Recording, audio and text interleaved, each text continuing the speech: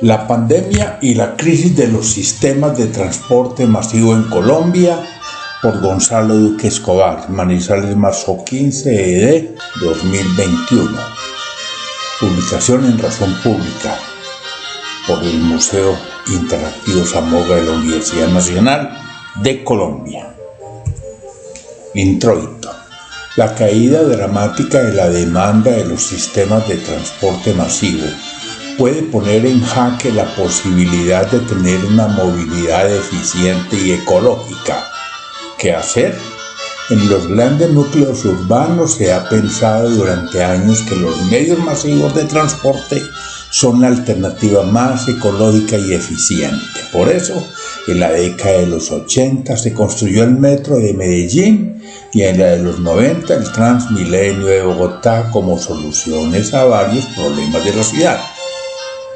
En Colombia, 7 ciudades que cuentan con sistemas de transporte público masivo: Bogotá, Medellín, Cali, Barranquilla, Cartagena, Bucaramanga y Pereira. 6 de Bus Rapid Transit, BRT, y el Sistema Integrado de Medellín, Metro, Tranvía, Cables y BRT, y que movilizan anualmente 2.175 millones de pasajeros al año. Redujeron su capacidad al 35% para evitar convertirse en foco de contagio de COVID-19.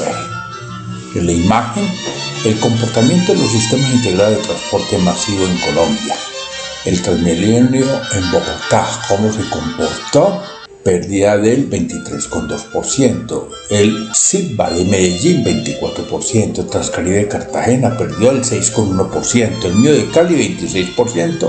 Metrolínea de Bucaramanga redujo 24,5%. Megabús de Pereira, 22,5%. Y el Transmetro de Barranquilla cayó 18,3%.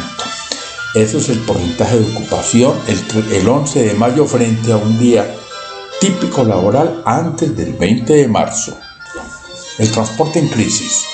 En Medellín el metro tuvo una inversión inicial de $643,5 millones. Actualmente, con 34,5 kilómetros de recorrido, beneficia a unos 4 millones de habitantes del Valle de Aburrá y moviliza a más de 1 millón de pasajeros por día.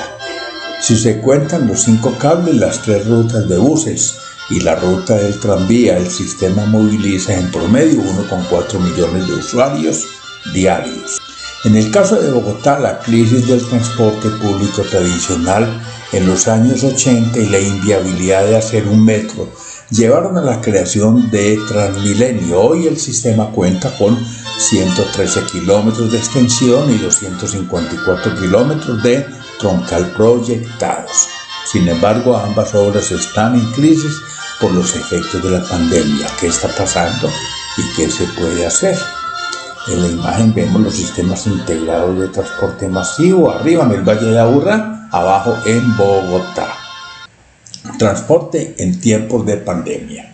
Con la emergencia sanitaria, la demanda del transporte público ha disminuido, mientras que han aumentado el uso de la bicicleta y la marcha a pie. Por esto, hoy los planificadores y los responsables del gasto público no solo deben considerar los cambios en el modelo de ocupación del suelo y los usos del territorio en el medio urbano, sino la infraestructura y la accesibilidad para la movilidad sostenible. Pero el efecto de la pandemia sobre el transporte va más allá. En 2020 la economía colombiana sufrió una caída del 6,8% del Producto Interno Bruto respecto de 2019 y la economía del transporte colectivo no fue la excepción. Según el DANE, durante el cuarto trimestre de 2020, el parque automotor para el transporte urbano de pasajeros se redujo en promedio 12,9% respecto de 2019. Además, el número de usuarios cayó en un 42,8%. En el trimestre de octubre-diciembre de 2020, el 59,2% del parque automotor en servicio En el área de cobertura correspondió al transporte tradicional y 40,8% a los sistemas integrados de transporte masivo SITM. Además, el 43,6% de los pasajeros se movilizaron en transporte tradicional y el 56,4% en los SITM. En la imagen, variación anual de pasajeros transportados por tipo de vehículo en 8 áreas metropolitanas y 15 ciudades para el cuarto trimestre de 2020. Obsérvese, por ejemplo, en total una reducción del 42,8%. En el sistema de transporte tradicional del 41,4% y en el sistema de transporte masivo y cable la reducción fue del 43,8% según el DANE. Lo que viene, caso Medellín. Con la dramática reducción del número de usuarios, los gobernantes locales tendrán que acudir al plan de recuperación de la pospandemia para evitar subir las tarifas del servicio público de transporte. Durante el cuarto trimestre de 2020, el parque automotor para el transporte urbano de pasajeros se redujo en promedio de 12,9% respecto de 2019. Por ahora parece que aumentar el aforo no es suficiente. En Medellín, los expertos afirman que la pérdida estructural de la demanda del servicio en el metro será de un 15 o 20% en el mediano plazo. Mientras tanto, Medellín aún espera un aporte del 60% de la nación para financiar la tercera línea del metro, que costará cerca de 3,5 billones de pesos, movilizará 179,000 pasajeros día y contará con 13,5 kilómetros. Imagen, la gráfica ilustra cuál es el metro de Medellín. Obsérvese la dirección norte-sur de la línea principal y es la que va hacia el poniente de la ciudad. Lo que viene, caso Bogotá.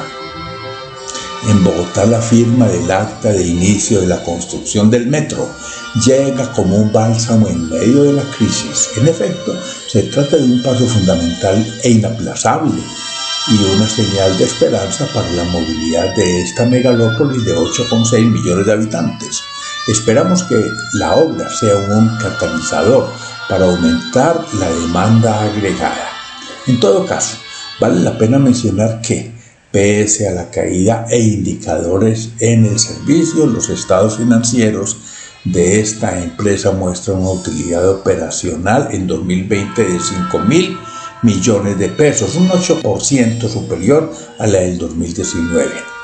Lo anterior puede ser económicamente irrelevante frente a la inversión de 14 millones de dólares para la primera línea del metro. Sin embargo, está claro que Bogotá necesita un proyecto de transporte que le aporte a la calidad de vida y a la productividad de sus ciudadanos.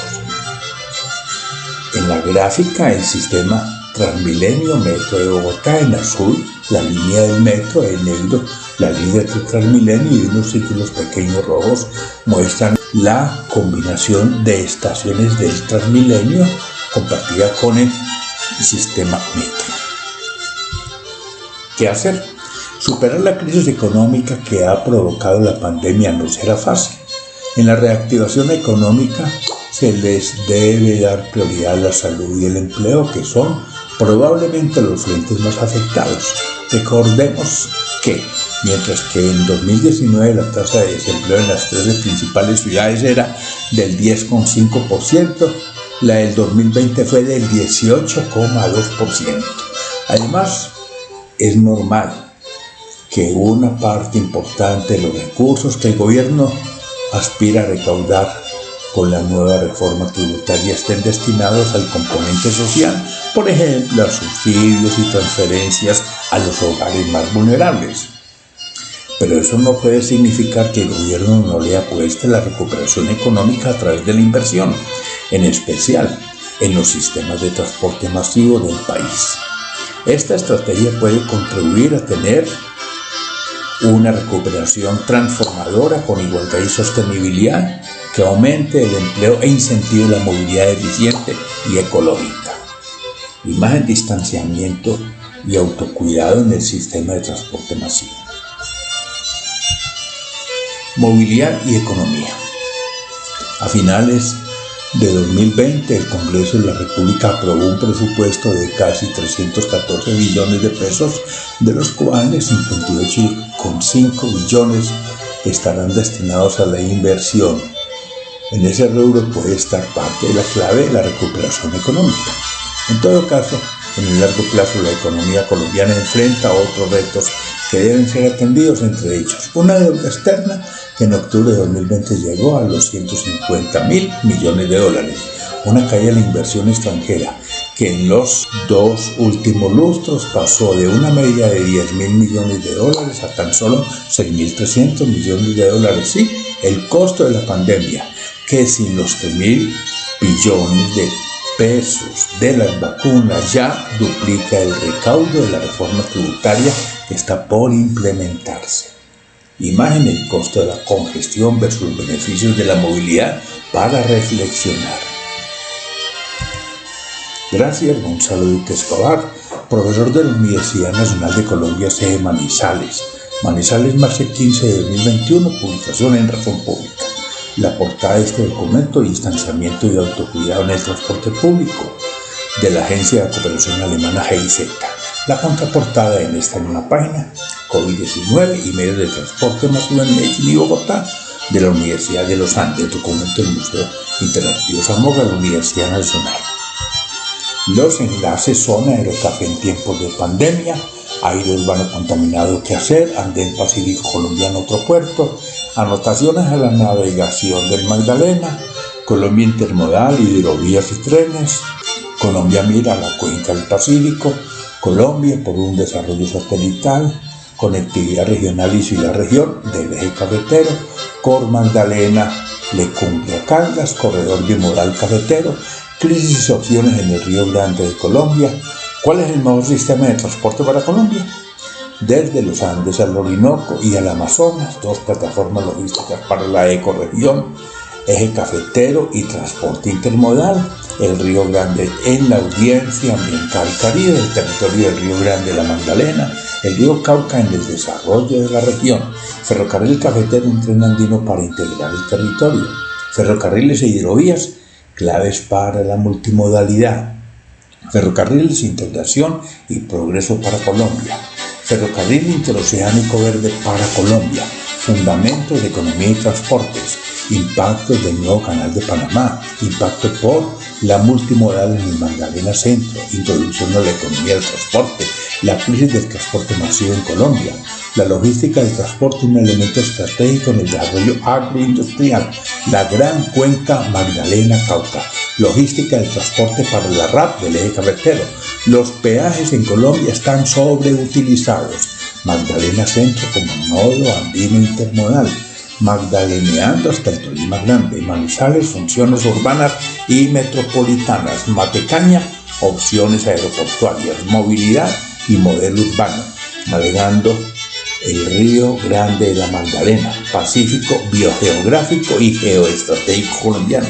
¿Para dónde va el Magdalena? Peajes sí, pero no así y menos ahí.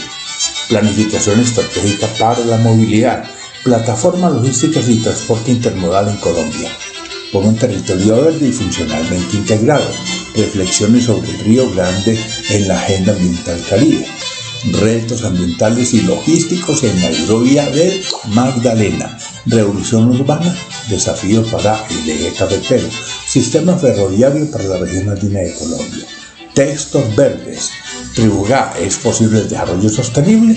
Túnel de la línea, un canal bioceánico por el Chocó biogeográfico, un contexto para el puerto de aguas profundas en Tribugá, Colombia, un plan maestro de transporte multi pero no intermodal, un team verde para el POT, Urabá frente al mar de Colombia, vías lentas en el corazón del paisaje cultural cafetero, Yoma, el río de Colombia impactando el territorio.